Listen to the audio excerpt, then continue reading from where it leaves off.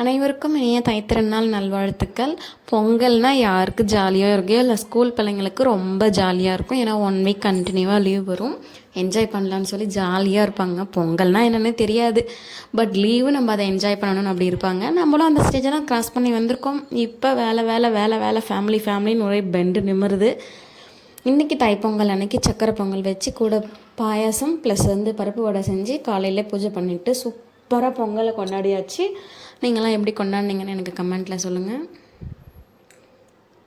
இது பாசிப்பயிர்ப்பு அரிசி பாயாசம் செம்ம டேஸ்டியாக இருக்கும். ரெசிபி வேணும்னா கமெண்ட்டில் எனக்கு மறக்காமல் டைப் பண்ணுங்கள். நான் உங்களுக்கு ரெசிபி ஒரு ஷார்ட்டில் உங்களுக்கு ஷேர் பண்ணுறேன். பாயசம் தாளிச்சிக்கிட்டு சக்கரை பொங்கல் சைடில் ரெடி ஆகிட்டுருக்கு. அதுக்குள்ளே நான் சின்னதாக வீட்டில் இருந்த குட்டி குட்டி வேலை, பூஜை சாமான், பொட்டு வைக்கிறது, பூ வைக்கிறது எல்லாத்தையும் அதையும் சைடில் பார்த்துட்டு இருந்தேன்.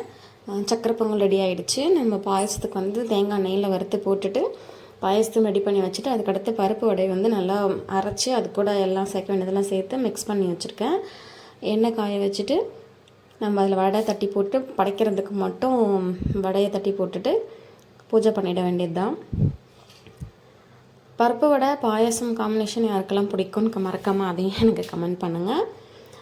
சூப்பராக அன்றைக்கி சக்கரை பொங்கல், அரிசி பருப்பு பாயசம், பருப்பு வடை ரெடி பண்ணி எனக்கு சிம்பிளாக வீட்டில் நாங்கள் பொங்கல் கொண்டாடியாச்சு. ஆக்சுவலி அன்றைக்கி வடை பாயசத்தோடு தான் சாப்பாடு செய்யணும். எங்கள் வீட்டில் குலதெய்வம் கோயிலுக்கு பொங்கல் வைக்க போகிறதால அம்மா வீட்டில் வர சொல்லியிருந்தாங்க. அதனால இது சூப்பராக முடிச்சுட்டு அன்றைக்கி அப்படியே அம்மா வீட்டுக்கு கிளம்பி அங்கே போய் லஞ்ச் முடிச்சுட்டு அப்படியே குலதெய்வம் கோயிலுக்கு கிளம்பியாச்சு. இங்கே பார்த்திங்கன்னா அப்பா பெரியப்பா நடப்பா வீட்டோட சேர்த்து ஒரு 6 பொங்கல் வச்சோம். அண்ணன் ஒய்ஃபு எல்லோரும் சேர்ந்து வச்சாங்க. நம்ம வீட்டில் அம்மா தான் வச்சாங்க. இந்த சைடு அபிஷேகம் பண்ணிகிட்டு இருந்தார் எங்கள் அண்ணன். சாமிக்கு நாங்களே அபிஷேகம் பண்ணிப்போம்.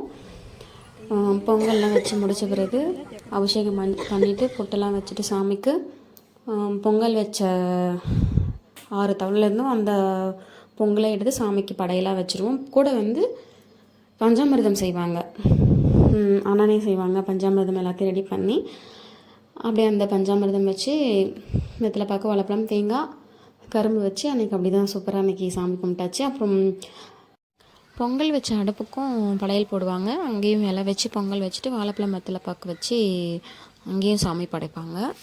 எங்கள் வீட்டு சுட்டீஸ்க்கெல்லாம் வரும். ஹாய். பூஜையெல்லாம் முடிச்சுட்டு பஞ்சாமிர்தம் சாப்பிட்டுட்டு கொஞ்ச நேரம் கோவிலில் இருந்துட்டு எல்லாத்தையும் எடுத்துகிட்டு நாங்கள் வீட்டுக்கு கிளம்பியாச்சு. அப்படியே நாங்களும் அம்மா வீட்டுக்கு போயிட்டு அப்படியே எங்கள் வீட்டுக்கு போயிட்டோம். அதோட மறுநாள் காலையில் மாட்டு பொங்கல் தான். மாட்டு பொங்கல் அன்றைக்கும் வீட்டில் எல்லாம் பூஜை ரூம் வீடு எல்லாம் க்ளீன் பண்ணிவிட்டு பொங்கல் வைக்கிறதுக்கு அந்த நேரம் பார்த்து பொங்கல் வைக்க வேண்டிய. பொங்கல் அன்றைக்கி இன்னொரு ஸ்பெஷல் என்னென்னா மாக்கோளம் போடுவாங்க எங்கள் வீட்டிலலாம். பச்சரிசி ஊற வச்சு அரைச்சி நல்லா மையை அரைச்சி அதை ஒரு காட்டன் துணியில் கையில் டிப் பண்ணி போட்டால் சூப்பராக இருக்கும். அந்த கோலம் நல்லா ஒயிட்டாக பார்க்க நல்லாயிருக்கும். அதில் தான் மாக்கோளம் போடுவாங்க. பட் எனக்கு அதுக்கெலாம் டைம் இல்லை. வீட்டில் இருந்த பச்சரிசி மாவை வச்சு அதில் தண்ணி ஊற்றி மிக்ஸ் பண்ணி எனக்கு தெரிஞ்ச வரைக்கும் கோலம் போட ஸ்டார்ட் பண்ணேன். பட் ஓரளவுக்கு நல்லாவே வந்துச்சு. நல்லா காஞ்ச பிறகு நல்லா ஒயிட்டாக பிரைட்டாக இருந்துச்சு. ஃபுல்லாக அடுப்பு ஃபுல்லாக போட்டு பூஜை ரூம்லேயும் போட்டுட்டு பூஜை ரூம் கீழேயும் போட்டு விட்டாச்சு. நான் அதுக்கு முன்னாடி வாசலில் சாப்பீஸில் கோலம் போட்டேன்னா அதனால் அது மேலே போட்டால் டைம் ஆகிடும்னு சொல்லிவிட்டு நான் போடலை, உள்ளே மட்டும்தான் போட்டிருந்தேன். அப்படியே இன்றைக்கி பொங்கல் வைக்கிற பானையெல்லாம் க்ளீன் பண்ணி நான் சில்வர் தவளையில் தான் வச்சேன். பொட்டெல்லாம் வச்சு மஞ்சள் கிழங்கு கட்டி பொங்கல் வைக்க ஸ்டார்ட் பண்ணியாச்சு. தண்ணி பாலெல்லாம் ஊற்றிட்டு அரிசி போட்ட பிறகு பொங்கல் எப்போ பொங்கல்னு வெயிட் பண்ணிகிட்டு இருந்தோம். பொங்கல் பொங்கினோடனே பொங்கல்லாம் சொல்லி சூப்பராக வெண்பொங்கல் வச்சு மேலே வெல்லம் வச்சு தான் பூஜை பண்ண போகிறோம்.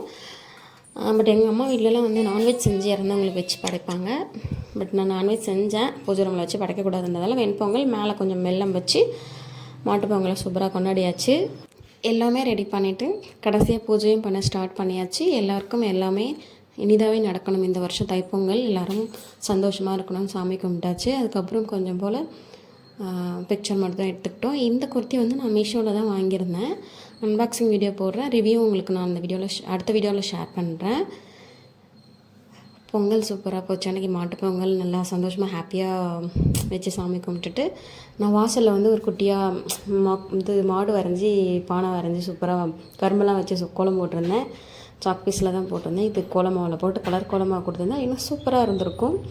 நெக்ஸ்ட் இயர் பார்க்கலாம் எப்படின்ட்டு. இங்கே வாசல் குட்டியாக இருக்குன்றதால உட்காந்து போடுறதுக்கும் முடியல. அதோட அம்மா வீட்டுக்கு போயிட்டு அம்மா வீட்டில் வாசல் பொங்கல் வைப்பாங்க. அந்த கல் வச்சு 2 பொங்கல் பானை வச்சு வாசலில் வந்து பிள்ளையார் பிடிச்சி வச்சு சாமி கும்பிட்டுட்டு அதோட உள்ளே போயிட்டு சாமி கும்பிடுவாங்க. வச்ச பொங்கலை உள்ளேயும் வச்சு சாமி கும்பிட்டோன்னா அவ்வளோதான் நம்மளோட மாட்டுப்பொங்கல் இந்த நிறைவுற்றது. நம்ம வீடியோட எண்டுக்கு வந்துட்டோம்.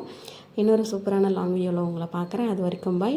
இந்த சேனல் பிடிச்சிருந்தா இந்த மாதிரி வீடியோஸ் பார்க்குறதுக்கு நம்ம சேனலை சப்ஸ்கிரைப் பண்ணி வச்சுக்கோங்க.